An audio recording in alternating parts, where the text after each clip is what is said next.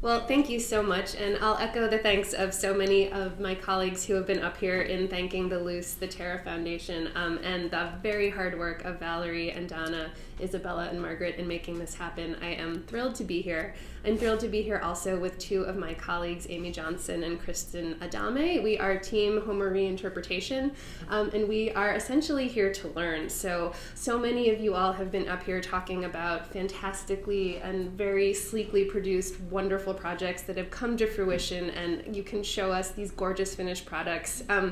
We're in process, and it's been so helpful and marvelous to be here talking to you all as we are in the throes of thinking about what the Homer Studio can be. And the specific challenge that I'm going to be talking to you all about today is how we link our major downtown Portland museum space, home of 18,000 objects, but a particularly marvelous group of Winslow Homer oil paintings and watercolors, how we link that to the experience of the Winslow Homer Studio.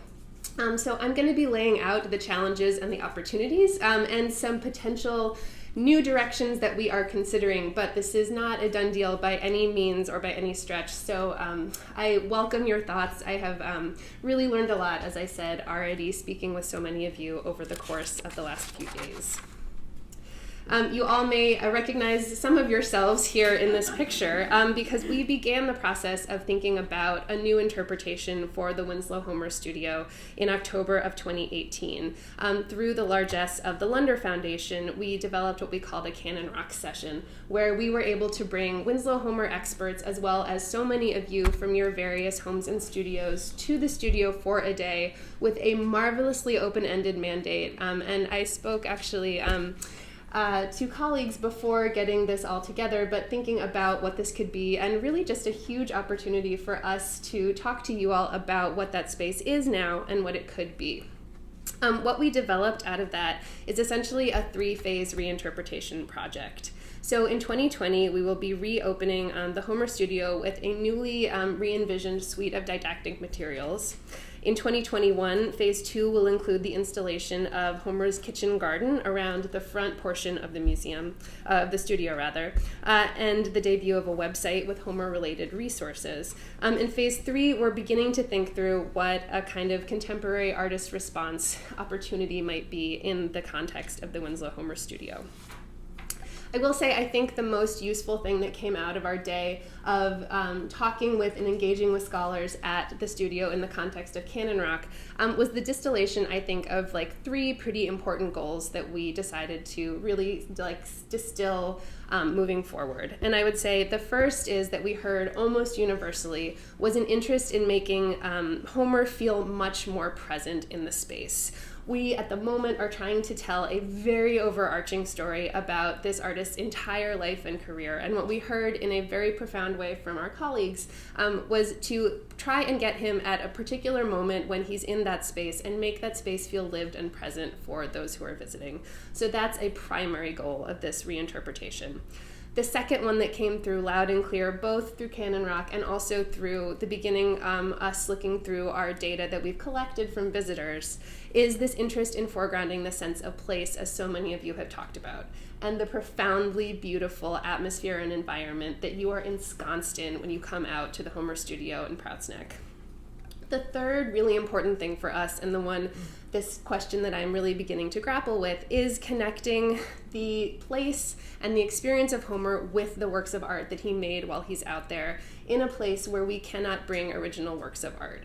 So these works, these oil and canvases are here in Portland, but how to make those kind of present and vibrant in this space that is 25 minutes away. So I'm going to give you kind of very brief rundown. I think many of you are quite familiar with Homer's work, but I'll talk a little bit just about Homer and how he gets to create this particular studio, and then how the museum kind of came upon it. So Homer, as many of you well know, is kind of one of the giants of late 19th, early 20th century American art. Begins his career as an illustrator in the Civil War and works his way up into oil painting, and has a kind of fluorescence moving from Boston to New York, builds up his practice in the famous 10th Street studio. has a very pivotal trip to England in the 1880s, 1881 to 1882.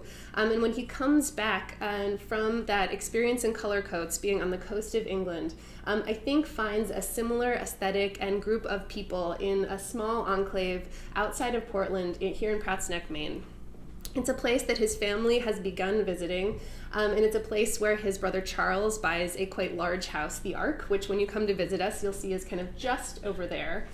So when Winslow decides to pick up everything from New York City and move himself up to Maine, he actually repurposes the carriage house of the original structure, the Ark, the large family home that's right here. He moves it about 100 yards over, and he hires John Calvin Stevens, who is a stick and shingle style architect, to retrofit it slightly, but when you come to visit us, you'll really get the sense that this is in many ways still an extremely modest carriage house that has a beautiful asymmetrical balcony that's been affixed to the top. And in 1890, an addition of a studio space. But really a remarkably humble structure for someone who, by the 1880s, when he comes up here, is really one of the preeminent painters of the American scene at this moment. I'll talk to you, I was going to mention too exactly how we got through, we got the studio. And Leah mentioned, and I think she's probably not alone in being of a group of people who actually were able to live during the summer months in the Homer studio. It's a kind of lovely experience that not all that infrequently we have guests who will remember having slept in this space. It came down through the Homer family. He didn't have children, but Dory Homer rented the house out and actually mandated that this front area, the studio, always be open to the public in some capacity. So even as you were renting the back space, so many of our visitors actually talk about the experience of just having people kind of walk through the space. And it's a sense of ownership, I think, for better or for worse, that our Prouts Neck community neighbors actually feel, because so many of them really grew up in and around that space and kind of wandering through it whenever they wanted to. I'll say too, and it's something that that comes through in how we bring our members and our visitors to this space.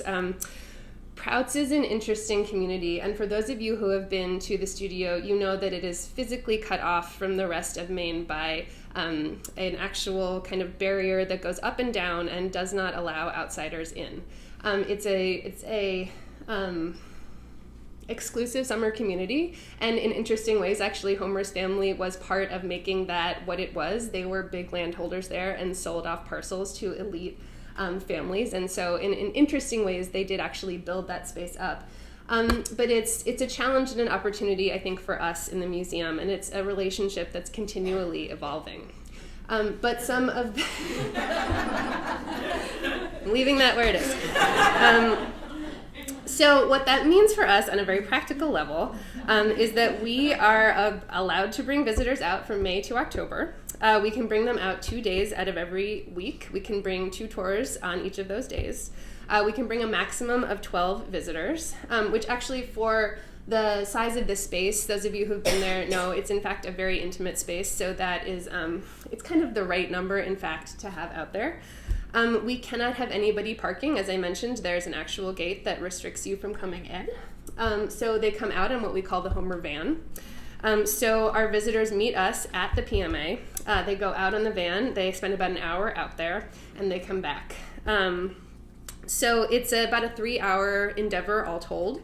And it comes with a fairly hefty price tag at the moment. So our visitors pay $65 for the privilege.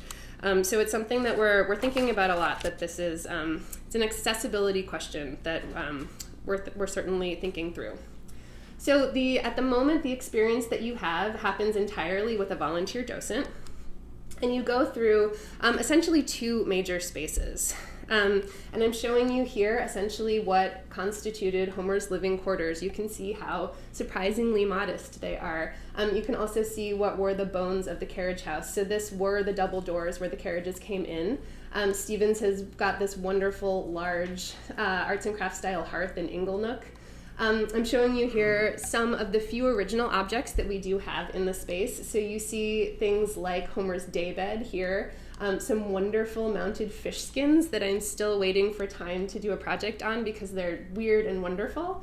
Homer's sawfish bone. But essentially, we don't have a lot of original materials of Homer's. I am showing you another one of my favorite objects that helps us bring Homer to life, which is this wonderful snakes, mice sign. So Homer had this in front of the house, actually on the front of the garden wall, in order to dissuade visitors from disturbing him as he was working. So he's actually a guy with a great sense of humor, which is something that we try to impart. So visitors go from those two bottom spaces, so Homer's studio and that living space, up onto the second floor and onto this, what Homer called his piazza. This is the second floor balcony. And it both gives you an opportunity to inspect the architecture, the mansard roof. It also gives you an entree to the stunningly beautiful environment that Homer surrounded himself with. And Jeff actually reminded me, we have underneath the piazza what we call the Homer Cam, which was a total throwaway when we opened in 2012 for visitors, but it's a camera that is trained on this vista at 24 hours a day. And we have a monitor at the museum where you can just see what's happening out at Pratt's Neck, and it has become like a runaway hit with visitors. What we know from our visitor surveys is that by far the most meaningful experience for them being out there is not the studio, it's not the snakes, mice sign, it's not his mounted fish skins, it's the opportunity to be out on the rocks on the cliff walk and to essentially inhabit the spaces that Homer is visualizing in images that we have in the museum. And it's in fact too, and I think it shouldn't come as a surprise to us, but it's no pieces of information that we're imparting to our visitors. It is the pure physical joy, the like visceral experience of being on those rocks, of seeing that ocean, and of kind of understanding the like much larger geological times that were part of Homer's career and his art, and that they too kind of become in a profound way one with when they're out there. So one of, I think, our big challenges is really kind of making that primary when they're out there experiencing this place. The other thing that we are blessed with at the PMA is a stunning collection of Winslow Homer's art. So we have perhaps one of the most unique opportunities to talk about this artist throughout the breadth of his career. So from his very first oil painting here, The Sharpshooter of 1863, through the middle period of his career, through these marvelous late career works, we're able to tell this story both in these beautiful large oil on canvases as well as through a gem of a collection of watercolors. So marvelous Adirondack watercolors that are in quite wonderful condition, as well as beautiful moments where Homer's contemplating the women in the small village of Colorcoats, where, as I mentioned, he is sojourning in the 1880s. So it's a wonderful collection, and probably most visibly and most kind of importantly for our collection, visualized through 1894's Weather Beaten. So this is kind of the star, maybe I would say, of our 18,000 objects. It is a moment that is show-stopping, I think, for our visitors in our galleries, and it is Homer at his best, I think, in some ways. It's an opportunity where he places us as viewers directly on those funny schist rocks that you see that are unique to Prout's. It's a moment where you see him in beautiful economy of brushwork, visualizing how water laps up on rock. He shows, too, that dexterity in that moment when mist transforms into cloud from ocean. It's really one of those late marine kind of masterpieces of Homer's work. So the challenge for us, how we move from this moment in our galleries, which is a fantastic one, to this experience of being and inhabiting that space that visitors have the opportunity to do when they come to visit the studio on Prout's. At the moment, I would say that we have a docent corps that I think understands this challenge in various ways.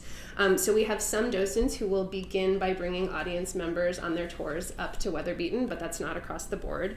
As I said, it's a 3-hour kind of tour experience. It's a long one, so for good reason, some of them don't kind of add that as an addition to the tour, to the time.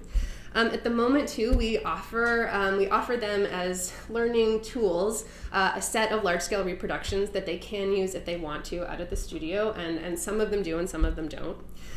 But I think we're at this point where we're really kind of thinking about ways, and really, I think, open to a whole host of options about how we bring this space and this experience here. So I think in some instances, and I should say conversely too, so how we bring, for folks who will not have time to go out and experience the studio, how those of our visitors who are in the space of the galleries can understand what it is like to be here as well. So I think there are ways in which we're understanding our gallery spaces as being more holistically involved. So my colleague Amy has worked in a space called the Workshop to kind of re-engage and re-enliven our space in Portland with visions of this space and asking our visitors feedback on how they would like to experience this studio. And I think we're actually, and we're thinking about in a much more holistic way and a much more concerted way having tours begin here at Weatherbeaton, so that on a very basic level, everyone who goes out will begin with this image in their mind's eye at least when they come out. In terms of what we're thinking about for the tour experience and making these connections more concrete, we're looking into things like augmented reality experiences, so what it would mean to be able to hold a phone, see that image as you're looking at the very same image. Thinking about ways that we might use simple screens or simple touch technology in the context of the studio space to make some of these images kind of come alive in a way for visitors. Thinking about more low-tech options where we might be able to ask visitors to sketch those rocks to really, in a very visceral way, kind of enact the process that Homer does, and in that way connect in really kind of more fundamental ways to the process. Thinking also we're attuned, as so many of you are, to these accessibility questions. So going down to the cliff walk is not available for a lot of our visitors. So thinking how that second iteration, our web presence, might be able to be another way that we're linking these spaces and providing opportunities for folks who can't physically get down there to kind of experience that space. So I will leave it there, but in the time remaining that we have with you all, we would heartily welcome recommendations and welcome your feedback, and thank you so much for having us all here.